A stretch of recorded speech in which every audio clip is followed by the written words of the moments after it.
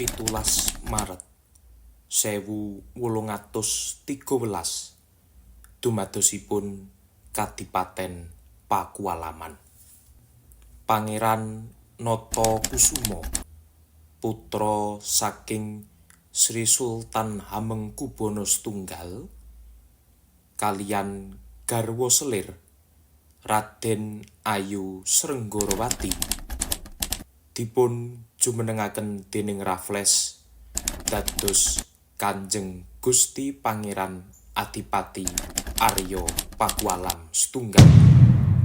Saderengipun dumados ing Kraton Pakualam wonten prastawa suksesi nalika Sri Sultan Hamengkubuwana II ingkang nandhang gerah paring sabda dhateng sedaya para putra.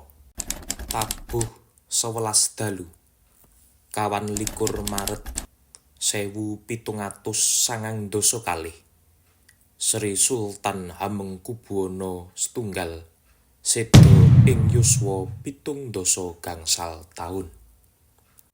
Sasampunipun ngarsa dalem seda Kraton Ngayogyakarta hadiningrat kados dene kecalan kiblat kathah rerusuh ingkang dipun damel kaliyan VOC lumantar Gubernur Van Overstraeten Raden Mas Sundara dipun jumenengaken dados putra mahkota kanthi jejuluk Sri Sultan Hamengkubuwana kalih ing tanggal 21 Maret 1790. Sasampunipun Sri Sultan Hamengkubuwana kalih jumeneng dados ratu, Thomas Stamford Raffles damel gegeran mecah kekiyatan Kraton Ngayogyakarta hadiningrat kanthi jumenengaken rayi dalem Sri Sultan Hamengkubuwana kalih dados Pangeran Mardika. Pangeran menika sinebat Raden Mas Arya Natakusuma ingkang dipun jumenengaken kanthi gelar Kanjeng Gusti Pangeran Adipati Arya Pakualam setunggal ingkang kagungan tanggel jawab kaliyan pamerintah Inggris. Nalika semanten penjajah ndamel kalih Kadipaten Mardika inggih menika Kadipaten Pakualaman saha Kadipaten Mangkunegaran minangka sarana kabijakan politik divide et impera utawi politik adu domba. Sasampunipun Kadipaten Pakualam dados Adipati Pakualam pikantuk 2000 cacah lemah ing wewengkon Kulon Progo, setunggal kampung ing wetan Kali Codhe inggih menika ingkang sinebat Kampung Natakusuman. Adipati Pakualam setunggal ugi pikantuk tunjangan $753 Spanyol ing saben wulanipun. Adipati Pakualam setunggal ugi kagungan cacah 100 prajurit Dragonder ingkang lumampahing wekdal prajurit Pakualaman dipun pecah dados 50 prajurit kavalri saha 100 prajurit infanteri. Minangka wewengkon Adikarta ingkang nembe jumeneng Kanjeng Adipati Arya Pakualam setunggal yasa kadipaten ingkang samenika asring dipun sebat Pura Pakualaman ingkang dados pusating pamerintahan Kadipaten Pakualaman. Pakualam setunggal ugi kagungan peran ingkang wigatos tumrap pawiyatan ing wewengkon Ngayogyakarta. Dumugi Pakualam ingkang kaping sekawan ingkang jejuluk Kanjeng Gusti Pangeran Adipati Surya Sosroningrat. Kadipaten Pakualaman wiwit mangertosi pawiyatan manca negari kanthi bukti Pakualam sekawan ngintun kalih abdi dalem Sentana dhateng sekolah manca negari. Abdi dalem kakung dipun kintun dhateng Solo kangge nyinaoni pawiyatan guru, saha abdi dalem putri dipun kintun wonten ing Jakarta kangge nyinaoni pawiyatan medis. Wonten ing era Pakualam gangsal inggih menika Kanjeng Gusti Pangeran Arya Suryadilogo Ngayogyakarta Hadiningrat kenging prahuru gempa bumi ing taun 1867 ingkang ndadosaken pendhapa Pakualaman ingkang dipun bangun dening Pakualam setunggal rubuh. Mila dipun bangun malih kanthi arsitek tumenggung Sosrobau ingkang nggadhahi panemu yasa bangsal Sewatama ingkang beda kaliyan kraton sanesipun. Inggih menika wontenipun saka guru ingkang mapan wonten ing pinggir tengah. Pendhapa menika nggadhahi wujud setengah limasan ugi ingkang sinebat gajah jerum. Taun 1880 Pakualam gangsal ngintun putra dalem ingkang jejuluk Pangeran Arya Natadiraja dhateng Batavia kangge nyinau babagan dokter Jawa saha paripurna ing taun 1890. Gusti Pakualam gangsal seda ing tanggal 6 November 1900 satemah ndadosaken putra pambayun inggih menika Kanjeng Gusti Pangeran Arya Natakusuma jumeneng Pakualam kaping 6 ing tanggal 11 Mei 1901 kanthi gelar Kanjeng Gusti Pangeran Adipati Arya Pakualam 6.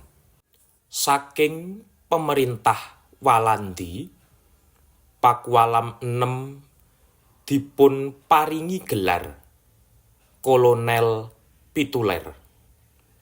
Ananging Pakualam 6 namung jumeneng adipati sadangunipun kawan welas wulan amargi Pakualam 6 sampun asring gerah satemah tanggel jawab Kadipaten Pakualaman asring dipun biyantu déning rayinipun inggih menika Kanjeng Pangeran Arya Natadiraja. Pakualam 6 kagungan garwa prameswari inggih menika Gusti Kanjeng Ratu Timur, putri saking Pakualam 3 saha garwa selir inggih menika Gusti Jalika. Saking Gusti Jalika ingkang kagungan panemu supados ngempalaken naskah kuno wonten salebeting setunggal panggenan wiwit naskah kuno saking era Pakualam setunggal dumugi Pakualam 6. Dumugi wekdal samenika naskah-naskah kuno kagungan pura Pakualaman tasih dipunrukti ing kapustakan Widya Pustaka Pura Pakualaman. Boten dipun mangertosi sababipun bilih saperangan naskah kuno sumebar ing sakjawinipun Pura Pakualaman. Naskah yang disimpan di perpustakaan Pura Pakualaman ini yang berupa manuskrip ada 270 naskah. 251 sudah tertulis di katalog ini. Katalog ini dibuat pada tahun 2005 dan kemudian setelah tahun 2005 itu ternyata ada naskah-naskah yang memang harus disimpan di sini. Naskah kuno ingkang mapan wonten ing kapustakan Widya Pustaka Pura Pakualaman menika minangka kasil dawuh saking Adipati Pakualam ingkang jumeneng nalika semanten wiwit saking Pakualam setunggal taun 1812 dumugi Pakualam 6 taun 1900-an. Kangge nyerat 270 naskah kala wau betahaken wekdal kirang langkung 700 tahun. Karena naskah tersebut memang sesuai dengan corak tulisannya, sesuai dengan ada tersirat nama di situ, itu adalah buatan dari abdi dalem atau dibuat atas perintah dari Pakualam yang sedang berkuasa pada saat itu.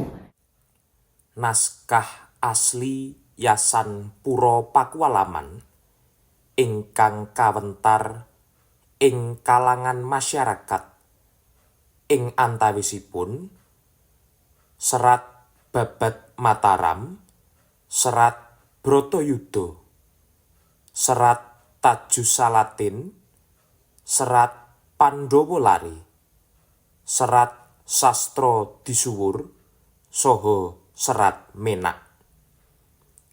Saking sedaya naskah kuno ingkang mapan wonten ing Pura Pakualaman, wekdal sakmenika wonten tata cara mligi anggenipun ngrukti kadosta dipun lebetaken wonten kotak ingkang agengipun sami kaliyan saben naskah. Masing-masing dari tiap naskah ini pernah difumigasi, dihilangkan, pokoknya diupayakan yang terbaik untuk supaya tidak ada hewan yang merusak itu, tidak ada jamur yang merusak, dan itu sebenarnya memang harus berkala dilakukan fumigasi. Nah, di tiap naskah ini kemudian dimasukkan ke dalam kotak pelindung naskah, yang masing-masing kotak pelindung naskah itu dibuat sesuai dengan ukuran dari tiap buku itu ya. Jadi panjang, lebar, tingginya itu kami ukur satu persatu untuk dibuatkan kotaknya satu persatu, tidak ada yang sama itu dari sekian banyak itu. Kemudian disimpan di lemari yang di dalamnya ada kapur barus, ada penyerap kelembapan, dan tentu saja harus bersih dari debu, dari hewan-hewan yang bisa mengerat buku, bisa mengerat kertas itu. Insya Allah sampai sejauh ini selamat. Naskah kuno ing kapustakan Widya Pustaka Pura Pakualaman menika dipun simpen kanthi dipuntata wonten saklebeting lemari ingkang suhunipun trep saha saged dipuntingali andhap inggilipun suhu ngginakaken hygrometer. Kangge njagi kalembapan salebeting lemari dipun paringi kayu jedar saking Dewan Perpustakaan Arsip Daerah utawi DPAD. Dipun ginakaken ugi silika gel supados naskah awet saha boten kenging jamur. Kangge njagi fisik naskah ing saben dintenipun wonten kalih naskah ingkang dipun isis déning abdi dalem Kapustakan Pura Pakualaman. Kajawi saking menika kangge njagi suhu ruangan Kapustakan Pura Pakualaman ginakaken AC. Derek marang majuning jaman saking Kapustakan Widya Pustaka Pura Pakualaman ngawontenaken digitalisasi naskah kuno. Kawontenan naskah kuno ingkang mapan wonten ing Kapustakan Widya Pustaka Pura Pakualaman tasih sae saha karimat kanthi becik.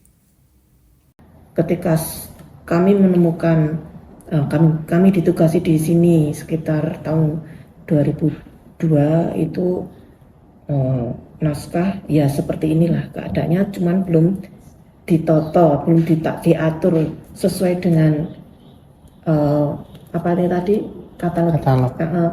kategorisasi tadi, dan juga belum dimasukkan ke kotak pelindung naskah tentunya, dan kemudian perlahan-lahan bisa dilakukan seperti ini gitu. Dan jelas yang harus diperhatikan adalah kelembapan, karena semakin lembab ruangan itu akan membuat jamur menjadi lebih mudah tumbuh, lebih mudah ada, dan kemudian juga hewan-hewannya itu juga bisa banyak juga di sini. Jadi di sini harus tidak boleh terlalu dingin ya, suhunya normal, bisa dilihat pakai ini, pakai hygrometer itu ada kita dari situ bisa melihat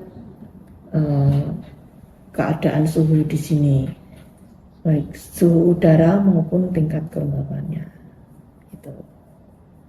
Jadi ya standar saja, sederhana saja kalau untuk perawatannya. Naskah kuno ingkang mapan wonten ing Kapustakan Widya Pustaka Pura Pakualaman menika saged dipun pirsani dhateng tiyang umum. Ananging bilih badhe mbikak naskah saha ngawontenaken panaliten ingkang gayut kaliyan naskah kuno kedah ginakaken surat resmi saking instansi. Wondene tata caranipun inggih menika surat dipun caosaken dhateng abdi dalem ingkang jagi regol Pura Pakualaman saha nyerat wonten ing buku tamu. Menawi surat sampun dipun tampi, kalajengaken mlebet wonten ing sekretariat Pura Pakualaman kangge nyuwun idi. Saking sekretariat Pura Pakualaman sakmangke wonten abdi dalem ingkang dipun utus kangge ndherekaken tumuju Kapustakan Widya Pustaka Pura Pakualaman. Dumuginipun Kapustakan Widya Pustaka Pura Pakualaman sakmangke dipun dherekaken abdi dalem kapustakan kangge ngawat-awati naskah kuno ingkang badhe dipun taliti. Kebanyakan pemustaka yang datang ke sini itu sudah punya punya pikiran yang mengarah ya. Aku kesini mau cari manuskrip. Bagaimana cara mereka mengaksesnya itu? Yang jelas tetap ada formalnya dengan surat. Terus nanti kalau sudah mau menggunakan naskahnya itu pakai sarung tangan, terus dengan kami tuntun dulu pertamanya gitu gimana cara membukanya gitu. Terus nanti tidak boleh difoto kecuali kalau untuk keperluan lampiran skripsi, kan pasti perlu halaman depan, terus contoh hurufnya itu masih diizinkan. Panganggenipun naskah kuno ingkang mligi tumrap Pura Pakualaman dipun ginakaken kangge pandom tari mligi gagrag Pakualam, batik mligi gagrag Pakualaman, saha pandom lakon pagelaran wayang kulit. Panganggenipun naskah kuno Pura Pakualaman kangge pandom tari mligi gagrag Pakualaman inggih menika wontenipun beksan Tias Muncar. Beksan menika dipun gambaraken saking prameswari Kanjeng Gusti Pangeran Adipati Arya Pakualam kaping 10 ingkang remen dhateng iluminasi salebeting naskah kuno Skriptorium Pakualaman ingkang salajengipun dipun dadosaken pandom motif batik mligi gagrag Pakualaman. Beksan Tias Muncar menika ngandhut filosofi sawijining wanita utama ingkang kedah nderek marang piwulang becik supados tansah pikantuk kawilujengan, katentreman saha kasantosan ing lair saha batos.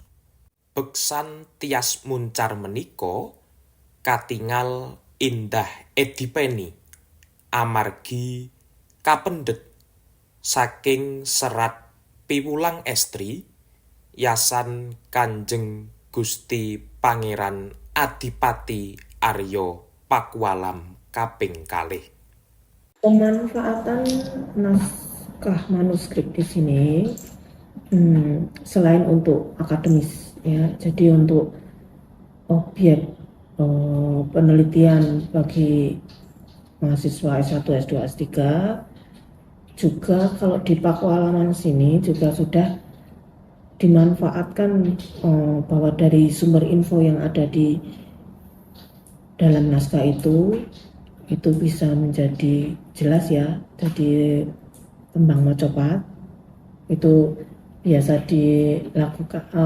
Kami di sini ada urusan mocopat yang mengajari tentang nembang mocopat itu seminggu sekali, dan materinya biasanya dari syair tembang yang ada di sini. Selain itu juga bisa menjadi tarian. Nanti di sini di katalog ini di bagian lain-lain itu ada naskah yang memuat tentang judul-judul tarian yang pernah dibuat atau ditarikan di Purwopakualaman ini.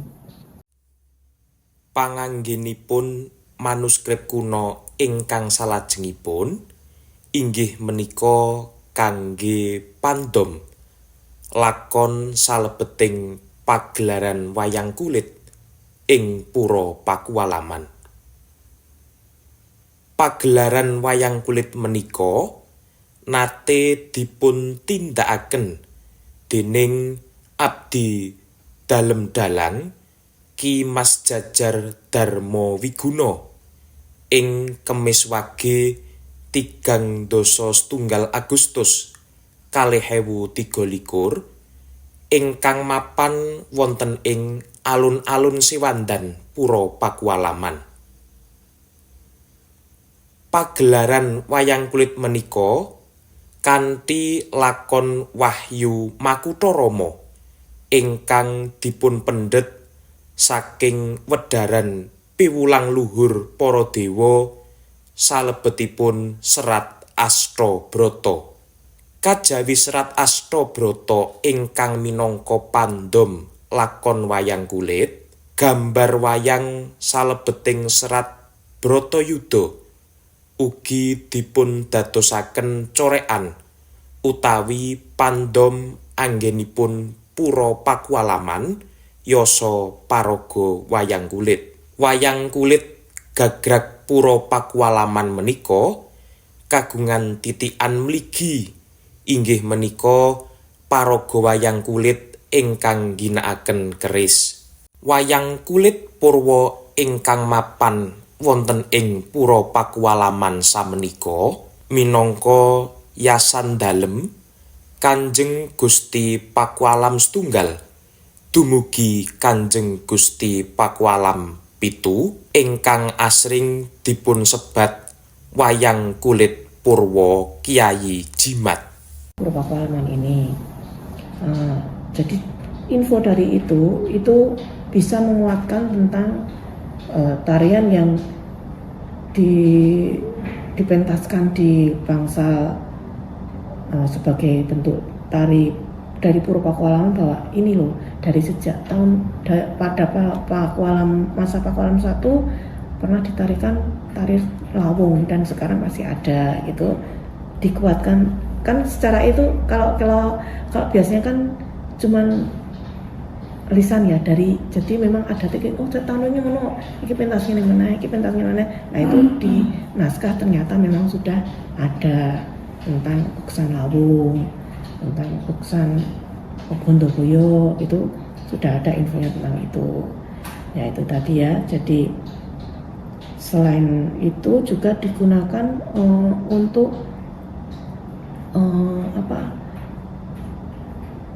bahwa itu disebutkan pertama tadi saya pernah menyebutkan tentang bahwa di naskah ada ajaran-ajaran. Nah, ajaran-ajaran yang termuat di naskah itu diungkapkan lagi dengan bahasa yang bisa dipahami oleh orang-orang pada masa ini, dan kemudian menjadi bahan untuk seminar, untuk buku, untuk pembekalan pegawai. Itu ternyata masih relevan hingga digunakan pada saat ini. Pirembagan ingkang sampun kababar kala wau minangka satunggaling ngilmu turunan saking filologi ingkang dipun wastani kodikologi gayut kaliyan papan panggenan dumunungipun naskah.